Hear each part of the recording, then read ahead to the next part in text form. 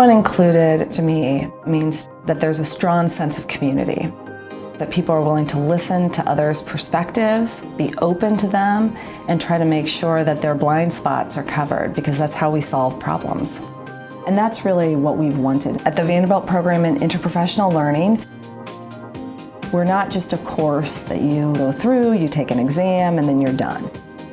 This is a way that the students are building a different model about what care is and the types of solutions that they're trying to find. Our program is bringing together medical students, nursing students, pharmacy students, and social work students. They're going to be able to provide better, compassionate care because they understand how each other are thinking. We're watching the whole group of students move from being appropriately frustrated as they really start to understand the healthcare system and think there are many issues to be solved here and I'm sort of mad about it, into a sense of, but we can actually improve.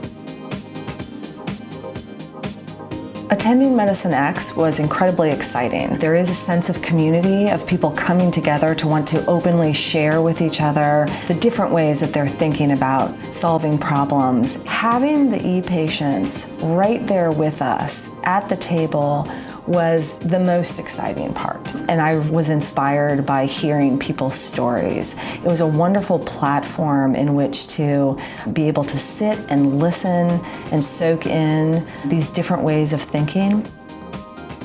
And now we're starting to think about how can we also have people who have experienced being a patient themselves, how can they actually start working alongside our students so that they can think about solutions that are better.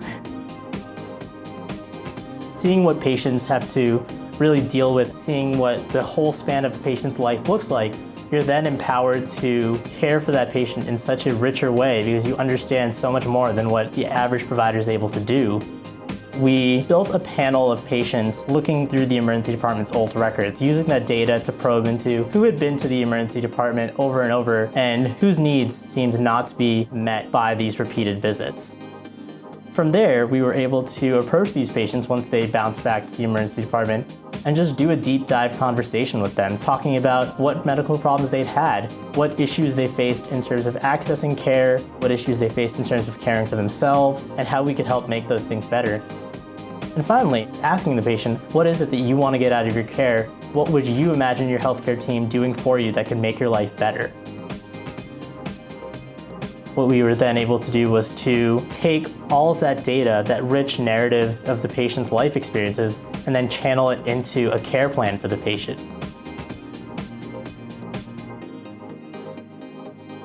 We've always been patient-centered, but we haven't moved the extra mile to say, let's bring the patients in with us, the people living with chronic diseases. Let's have them at the table to help mentor the students, to actually say, hey, I've got a good idea. That's one of the real takeaways that I had from being a part of Stanford Medicine X Ed. Having the patients right there at the table provided an open door for compassion. I think that's how we change the world. That's how we do things that are much better than where we are today. One simple question. Emily Kramer Golenkoff, who you heard about this morning, asked me one simple question a year and a half ago on the stage. Had I ever considered inviting patients to come and partner with our students on improvement projects? I had just finished talking about the VPIL program, our interprofessional program, where we take medical, nursing, pharmacy, and social work students. We put them together on a team and we put them in a clinical environment. And they work and learn together 1 half day a week over the first 2 years of their training program. And in the second year of their program, they're required to identify a need in their clinic, to design an improvement project, implement it, test it together. And we do that because they're in a very unique situation. They've been in this clinical environment for a year, so they've established trust with the clinical staff. But they also still have fresh eyes on the system, and they're curious. And what we're hoping is that by learning to engage with system improvement in a positive and productive way, that it helps them in their whole career by not feeling oppressed by the fragmentation of the flawed system that we all know very, very well. And so we're very proud of our students. They've done an incredible job of trying to find improvement projects that were meaningful to them. And we've always encouraged them to talk to patients about their projects, but we had never invited patients to come in and actually partner with them. So these ideas from that one simple question started our patient partner initiative. Now at this point in education, a scholar would stand up and talk about the innovation, the methodology, the outcome, the impact of our educational endeavor. But what I also want to highlight today is the relationship building that's necessary to actually get us to that point. And so as an educator and as a designer of programs, I realized to get this initiative started, I had to do the exact same thing I was asking our students to learn about. I had to reach outside to learn about people I didn't know about, to talk to them about their values, to share our values about education, to actually collaborate, to think about what would work and what wouldn't work. And through that is how I built a relationship with our patient and family advisory council members. This incredible group of people at the Vanderbilt University Medical Center Adult and Children's Hospital who are doing such cool projects. And here I had been an assistant professor at this institution for 6 years, and I hadn't known about them. And so through this sharing of values, through building a relationship together, through getting excited about what could be, we came up with one seminar day in February where we recruited enough patient partners who were interested in coming along on this journey with us. And we prepared them and the students for a 2-hour portion of the seminar where the patient partners came in and we talked.